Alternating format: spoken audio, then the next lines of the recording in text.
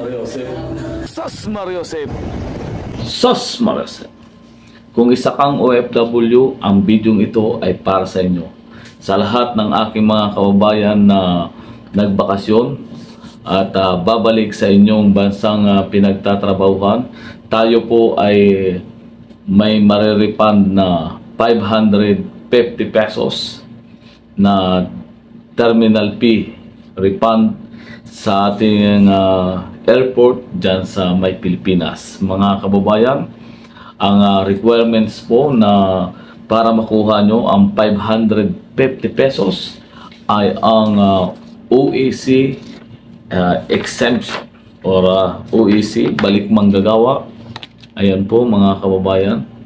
At ang sumunod ay ang ating ticket. Yan pong ticket na to ay tinatatakan po yan sa ticketing counter.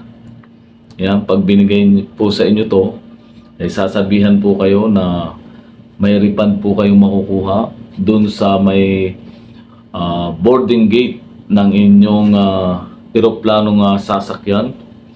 Magtanong-tanong lang po tayo dun sa mga nasa paligid ron at makukuha nyo po ang nagkakahalagang 550 pesos. O, ayan po yan. O. Mainit-init pa. Galing po ito dyan sa refund ng ating terminal fee dyan sa May Pilipinas. 550 pesos.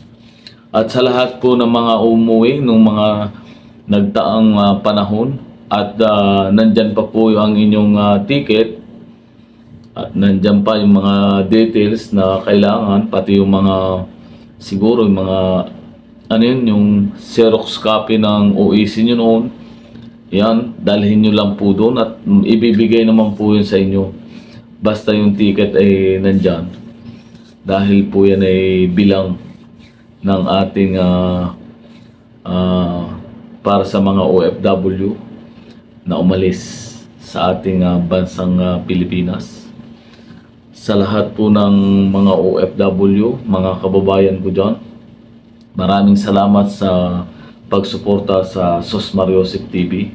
Ito pong aking video na ginawa ay based lang po ito sa aking karanasan sa Airport Terminal 1. Kung paano tayo nag-refund ng 550 pesos terminal fee.